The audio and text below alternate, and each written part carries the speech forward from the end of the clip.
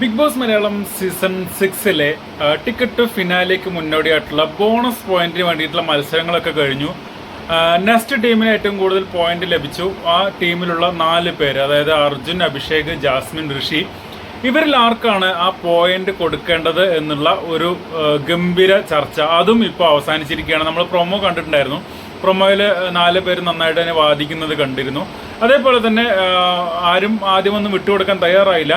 ഋഷി ഒരു കാര്യത്തിന് വിട്ടുകൊടുക്കാൻ തയ്യാറായിരുന്നില്ല. എന്തിനു വിട്ടുകൊടുക്കണം, ഞാൻ അധ്വാനിച്ചതാണ്, എന്തിനു ഞാനത് വിട്ടുകൊടുക്കണം എന്നുള്ള രീതിയിൽ തന്നെയാണ് ഋഷി സംസാരിച്ചത്.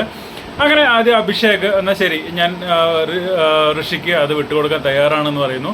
കുറച്ചധികം വാദിച്ചതിന് ശേഷം ജാസ്മിനും പിന്മാറുന്നു. പിന്നെ അവസാനം അർജുനും ഋഷിയും മാത്രമായി ലാസ്റ്റ്.